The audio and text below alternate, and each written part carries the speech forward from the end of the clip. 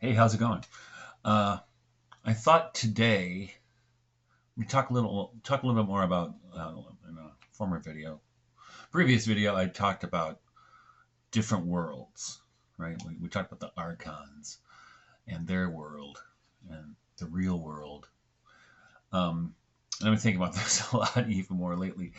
So in fact, I wrote a Substack a couple days ago, which I entitled, what was it called? The underworld, the otherworld, and the upper world. And that was based on uh, an experience I had while writing my book, Mythologies of the Wild of God, which is a book of poetry. And I'll actually put a link in the show description. Pardon me. And so what happened? So when I started that project, I wanted to write a poetry book, kind of based on the myths and legends and stories that have kind of formed my person, formed my individuality. And that, a lot of them started in childhood, but some of them actually I came to in adulthood. I like stories of Lancelot and Arthur and Guinevere, or the Holy Grail, and um, the myth of Orpheus and the myth of Dionysus. So, and there are other things as well. The Queen of the May. So I wanted to write about this, and so what I thought I would do is I would write about these stories, but imagine them in the context of the landscape where I live, and I live in Michigan, lower peninsula, southern part of the lower peninsula, in the middle, and not far from Ann Arbor, maybe half an hour. And it's where I live. It's really beautiful hills, rolling hills, woods, a lot of water, ponds, lakes, rivers. So it's kind of really it's a wilderness. And, in fact, it's called, where the township where I live is called Waterloo Township, because this is where all the water comes together, and it's actually where the two watersheds kind of meet here and go in opposite directions. It's kind of an interesting place to live. Um, so I wanted to write these poems in that landscape. But what happened as I went through the project, and if you look at the book, in the first half, you'll see some that are grounded in that kind of mythos. But what happened after a while is I started just kind of something told me to ask the landscape what kinds of stories it wanted to tell, which was shocking to me because I started to learn stories from the land. I know it sounds weird. No, it sounds weird. Um, and what I realized is that this land still hasn't told its stories.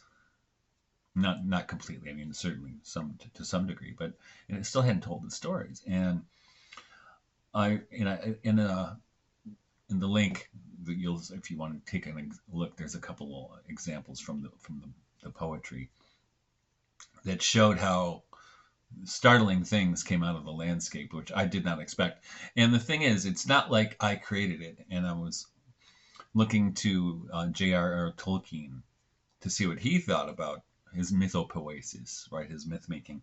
And he said, and I agree with this entirely, he said it was not as if he was creating something, it was as if he was recording something. And that's precisely what I felt like. And in fact, when I read the poems in that book now, I can see the part of the landscape I was imagining. And when I go to those places now, it's like that comes alive to me. In fact, there's one poem in the collection called the Bechan, which is Irish for mushroom. And we're not getting into the whole thing. There's a part, the protagonist of that poem, or the speaker, goes into this place where there are all these mushrooms, and he ends up getting enchanted. But what happened, like a couple weeks ago, my middle son Aiden, he's 23, we decided to go for a walk in the woods, and we got to this one spot, and he said, "Dad," he stopped, "do you smell all those mushrooms?" And we did. We didn't see it. We didn't see the mushrooms, but we could smell them. So it's based on that kind of imaginative exploration of a landscape. And what I discovered, what I learned through that is that there's something that goes on with our imaginations that um, I think of it not the imagination is not as an organ that's generative, but that's perceptive. It's an organ of perception, and that's what I felt like. What was happening is I was actually perceiving other worlds. If that makes any sense.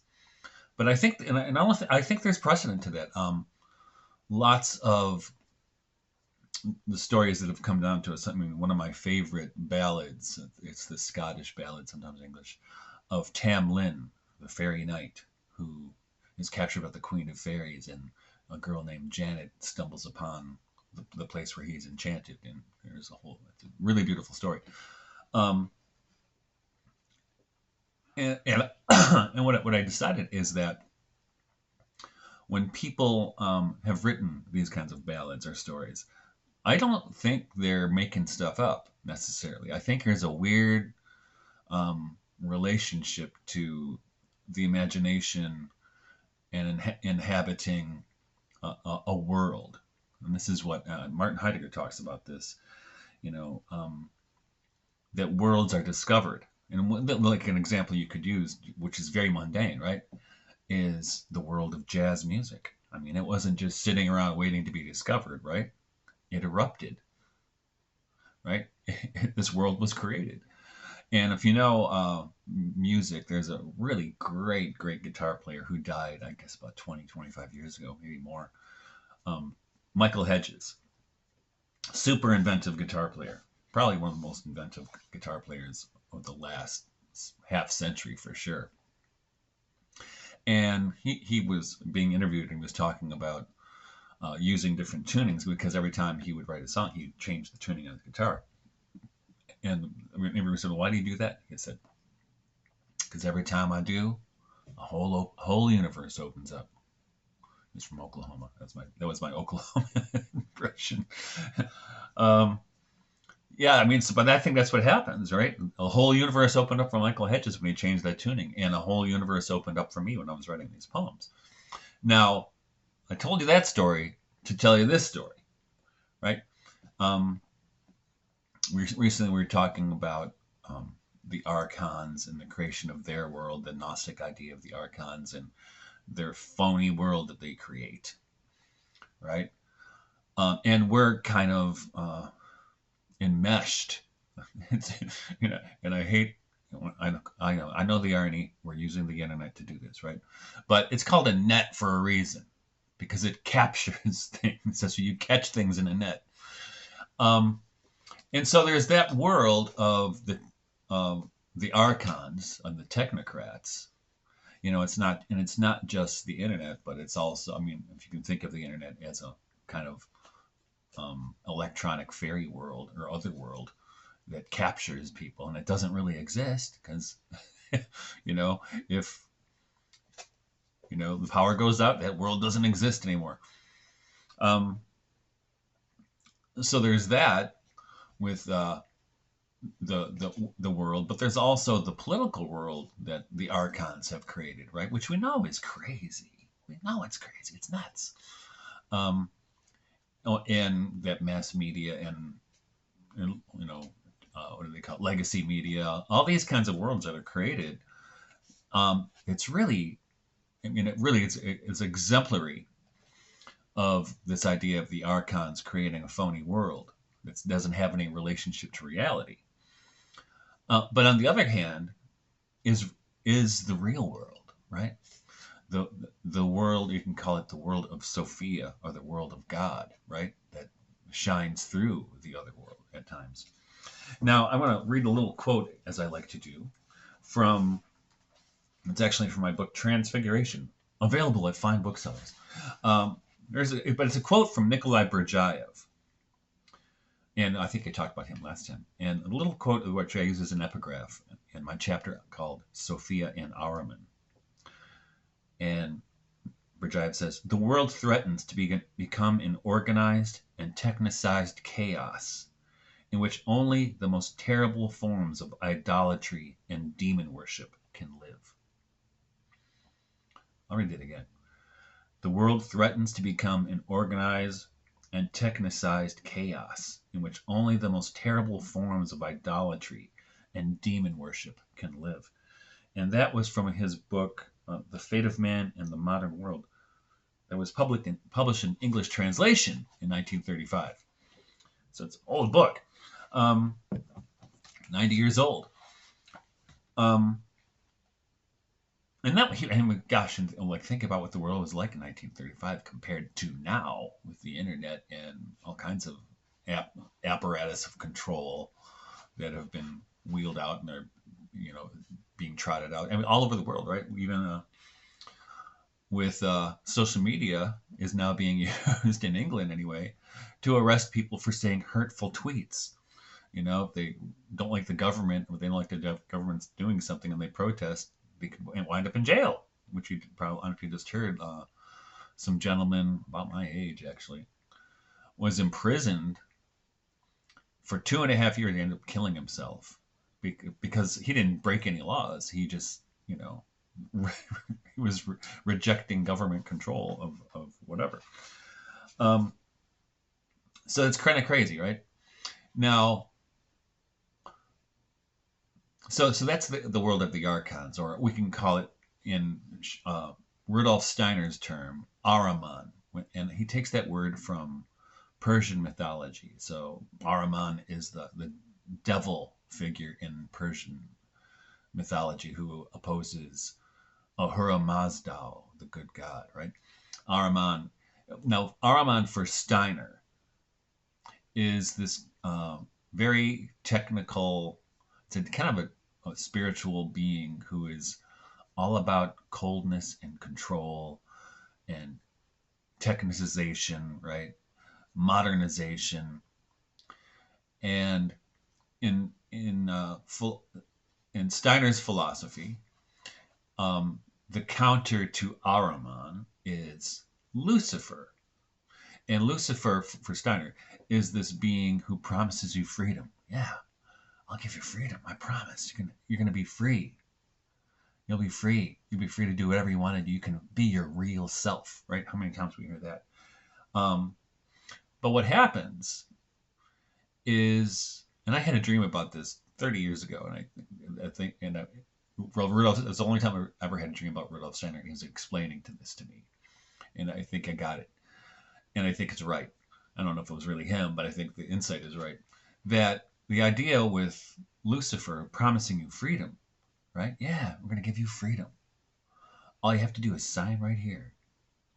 And when you sign right there, you kind of immediately become a slave to the technocracy or Ahriman. Now, good example of this is in people who wanting to be free, you got to hand it to them, right? They want, it's like saying the trans phenomena, right? They want to be free. They want to be their real selves. Well, it's a noble human desire, right?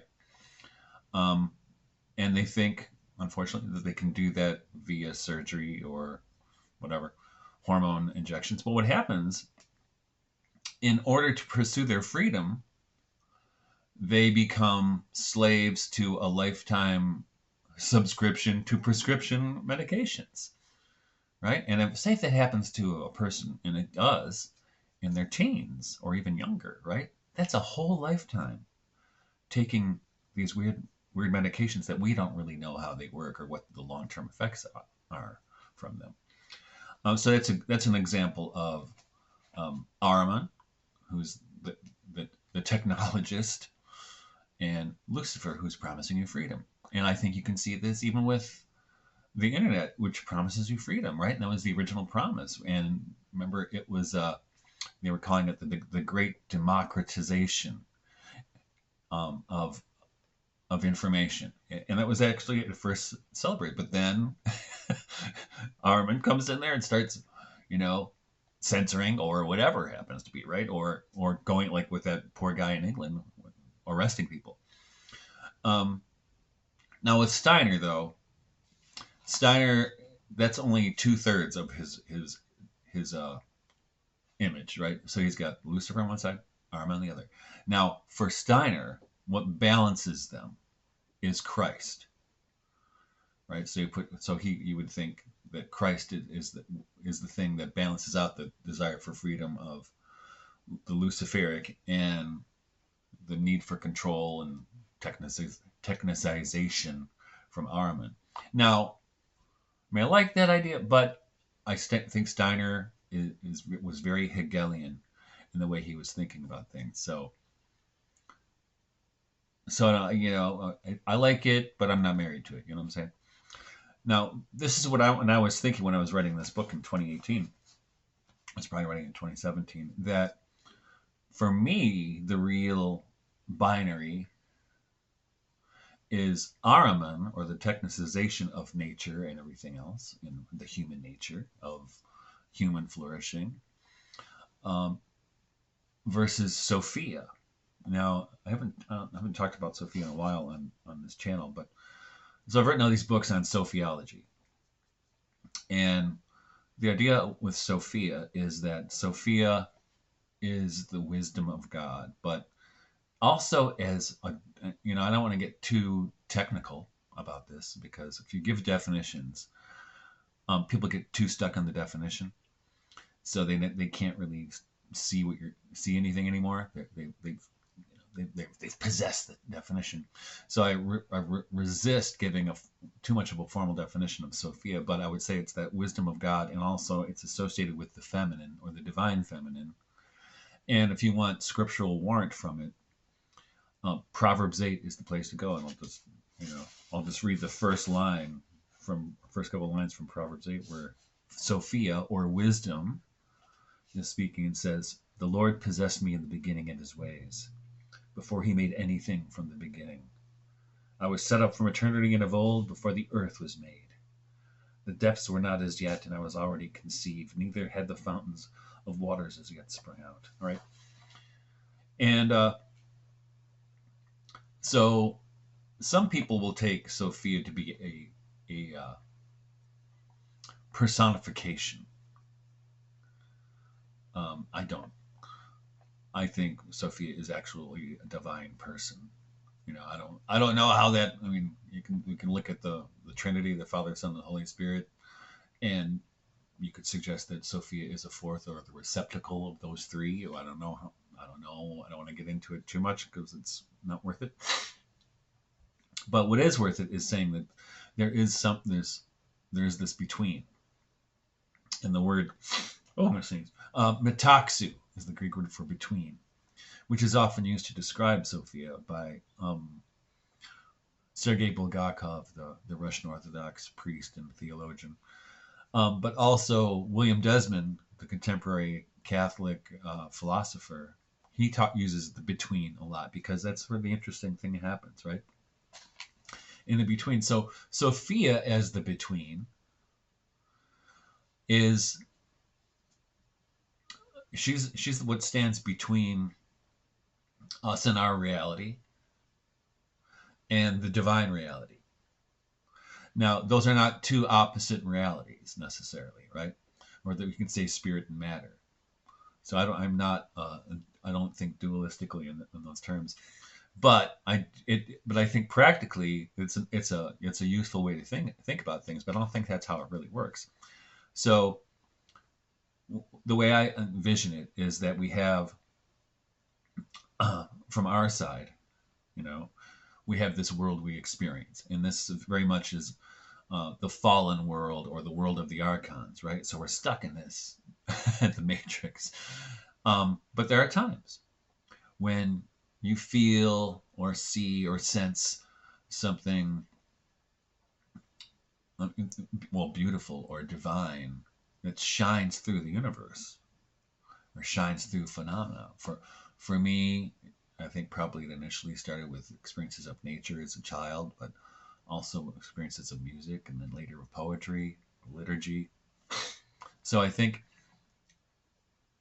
but the thing is, we've probably had that experience where, like Michael Hedges said about playing, composing songs for the guitar and using tunings, that there are those moments where the entire universe opens up, right? A new world opens up. And it opens up in the world that you had always observed, but had not seen this experience come through. Very often it's compared to falling in love, right? Where something radical breaks through the world. Radical and beautiful breaks through the world. And I think that's enormously important. And I think that not only is it enormously important, I think we have all experienced this, but we don't talk about it, right? Or we have been bred to think, oh, just nothing. That was nothing. That was nothing. Here's an example. Well, I don't know if it's a good example, but it's an example. I've used this a lot in my writing and conversations with people. So when I was 23 or 24, I was with my girlfriend. We're on this like kind of picnic in the woods deal. And she went in one place to go meditate or something. I decided I would stay where I was. And for for a little bit there, I was like looking at the tops of the trees. And this is in the summer. And I thought my eyes were playing tricks on me. And it was like I saw like stick figures, I mean, made from sticks, moving across the tops of the trees. And I was like, I didn't see that. And they were kind of like, but really small versions of the Ents in the Lord of the Rings movies. Have you ever seen it? And I was looking, and I blew it off. I just said, my eyes are playing tricks on me. I need some sleep. And then 10 years later, fast forward 10 years later, I'm with my wife, who's not the same as the girlfriend. I was with my wife at the Michigan Renaissance Festival, and there was this guy in this costume of the Green Man. Like really, he was about 9 or 10 feet tall, and he looked like those Ents, and he moved at an extraordinarily slow pace. And those little things I had seen at the tops of the trees also moved at an extremely slow pace. And I was like, I need a minute. My wife said, "What's the problem?" I said, "I've seen that before." She said, "Seen what?" That. I mean, I wonder how that guy knows about it. I never found out who he was or to talk to him. But that's an example of, I think, seeing into a different world. And there are many, if you know the history of the witnessing of fairies and stuff like that, it's not uncommon. I shouldn't say it's uncommon. It's not unheard of. It's not common for sure. But people always, through history, have encountered these kinds of beings from the other world, you could say, right? And I don't know why, but I think it's very similar to how I was describing earlier with writing that poetry, where that world became present to me. Now, it did not become present to my physical eyes. It was not like I was watching these things happen. They were still in my head, like a memory almost. You can see the pictures in your head, but it was not me looking, seeing something move around with a shadow or something. So I think this is important to think about in terms of the ways we limit our perception of the world. I mean, people will see how the political situation is, and they accept it. And I don't mean just political, whether it's Harris or Trump or anything like that. I mean just that this is the world, how it is. This is how it is. I just accept it. Just go along with it. But we have those experiences where we see something else. We see, another world. And sometimes that other world might be like the other world of myth and legend and fairies and, green men. But I think that other world can also be the world that that could be the world that could be. And we could say it's like seeing the unfallen world, and that's what Sophia, in a way, you could say is part of the regeneration of the world. But the thing is, and I think I mentioned this before, it's up to us to build the kingdom of God, right? And that's, you have to see it first, and you have to know what it looks like first. And so to see that, right, to have that revelation that can open up um, so much in the way of possibility, but also in the hope for a better world. You know, I remember talking to students when I was teaching college, like, can you guys believe there's still war? How could there still be war for that advanced a society? We still have people. Well, we know why. It's because people get rich from it. That's why.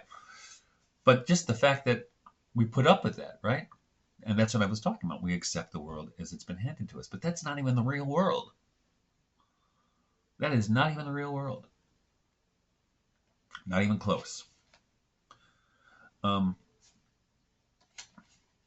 So another thing I wanted to share with you here. Now, here's an example. Another quote from the same book, but not from me. We talked about Jakob Boehme before, who had this idea of the three worlds as well, right? The world of God's wrath, or the dark world, or the light world, and the world in between. And there's that word in between again, right?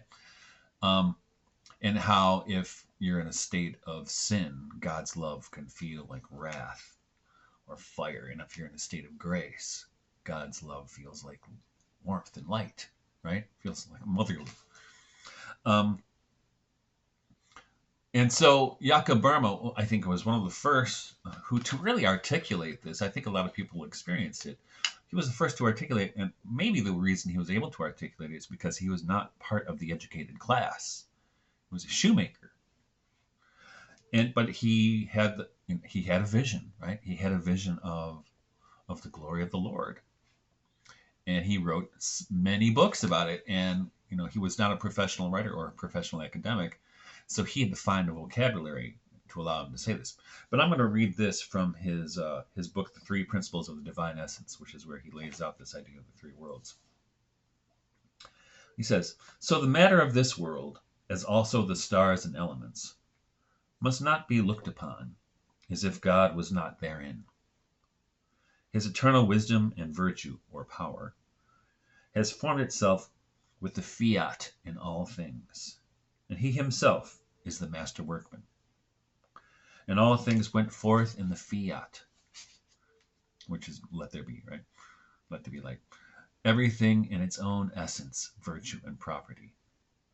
Thus every essence became visible, and God manifested his manifold virtue with the manifold herbs, plants, and trees, so that every one that does look upon them may see the eternal power, virtue, and wisdom of God therein. And here you go. If he be born of God, he may know in every spire of grass his creator in whom he lives." Right. And that's how to be born of God. And this is the thing is, how do we first of all, how do we open ourselves to that perception, that kind of perception? And the second, follow-up question is, how do we keep it alive? Right. So I think there's so much to learn from this, but it's super simple. It's in principle, it's super hard to do, right? Simple in principle, hard to do.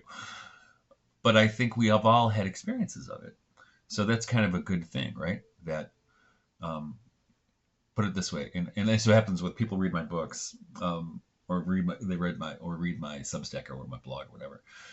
A lot of times I'll get emails from people and they go, "Oh, thank God I found you. Now I don't feel crazy anymore." Because I'm not, I'm not a crazy person. I live about as normal. About as normal as you get.